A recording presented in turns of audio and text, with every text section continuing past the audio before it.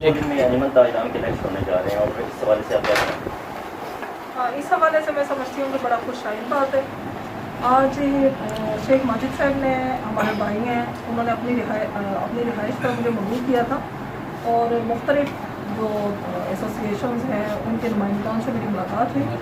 तो मैं समझती हूँ कि शहर मंडी बहाउद्दीन का क्योंकि बहुत अरसे से मुतालबा था कि बाकायदा इलेक्शन के ज़रिए मुल्क के नुमाइंदे आने चाहिए और इस हवाले से मैं समझती हूँ कि शहर मंडी बहाउद्दीन के जितने भी नुमाइंदे हैं, जितनी अक्सरियत को ये मिला सकते हैं और सब लोगों की रजामंदी के साथ मैं समझती हूँ कि इलेक्शन होना चाहिए और शफाफ तरीके से इलेक्शन होना चाहिए।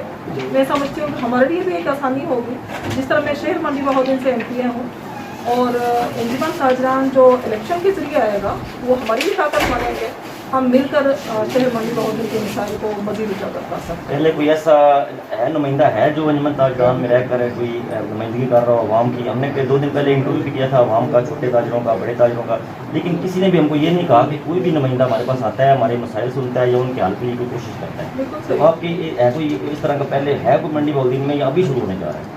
मेरे जहन के मुताबिक जिस तरह मुख्तलिफ यूनियन में जैसे मैकेनिकल यूनियन है, ये हमेशा से इलेक्शन करवाते हैं, प्रॉपर्टी एसोसिएशन है, इस तरह के कई यूनियन है जहां बाकायदा इलेक्शन होता है और जहां इलेक्शन नहीं होता वो अपने लेवल पे यकीनन अवाम के मसाइल के लिए कोशां होंगे। लेकिन क्योंकि जिस तरह मंडी बहाउद्दीन शहर के 8000 से 9000 वोटर्स होंगे जो दुकानदार हजरात हैं, जब उनके वोट लेके नहीं आए हुए होते हैं और सब तक मैसेज नहीं जाता और यकीनन सब लोग फिर शिकायत करते हैं कि हमारे मसाइल को उजागर नहीं किया जा रहा। यानी कि यूनियन अभी एक्टिव है, यूनियन है, ठीक है, मेडिकल यूनियन हो गई, मैकेनिकल यूनियन हो गई, यानी अंजुमन ताजरान का वजूद कोई नहीं नजर आ रहा है। अपने अपने लेवल पे लोग मेहनत कर रहे हैं, लेकिन इसकी बात जो है एक अच्छी तजवीज़ है कि जिस वक्त वोट की ताकत के ज़रिए अंजुमन ताजरान बनेगा और अवाम जो है उनकी ताकत बनेगी और बेहतर तरीके से वो इंतज़ामिया के आगे अपने मुतालबात मनवा भी सकें।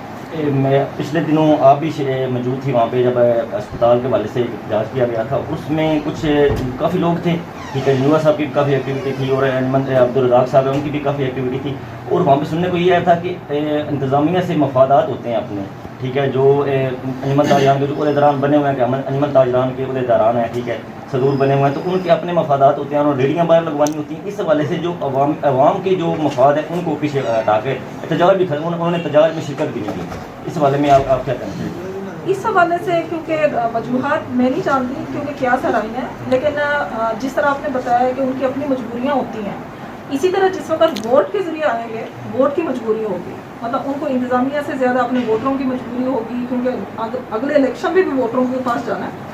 तो यानी जो भी आए वो अवाम के बारे में सोचे, यानी कि छोटे बड़े ताजरों दुकानदारों के बारे में सोचे, किसी के अपने मफादात पीछे हट के बात करें। जी जंजुआ साहब, ये सारी काफ़ी आपकी हैं और अभी मोहतरमा आई हैं, यहाँ पे मीटिंग हुई है और इस हवाले से आप क्या कहना चाहते हैं? जी, मैं समझता हूँ कि मंडी बहाउद्दीन के तमाम ताजरान और इस मुअज़्ज़ज़ इलेक्शन कमीशन का इंतहाई मशकूर हूँ और ख़ास तौर पे हमारे मंडी के मुअज़्ज़ज़ ताजर हैं शेख माजिद साहब, उन्होंने मोहतरमा हमीदा वहीदुद्दीन साहबा को यहाँ पे बुलाया, हमें इज़्ज़त दी।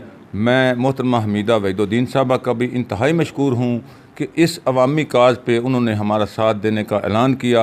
इंशाअल्लाह अज़ीज़ मैं अपने मंडी बहाउद्दीन की कौम से ये वादा करता हूँ कि हम फेयर एंड फ्री इलेक्शन अंजुमन ताजरान का वो करवाने जा रहे हैं। अपील ये है कि तमाम ताजर हमारा साथ दें ताकि एक मुंतखब शुदा अंजुमन ताजरान का वजूद अमल में आ सके। मैं भी एक छोटा सा सवाल कर लूँ आपसे।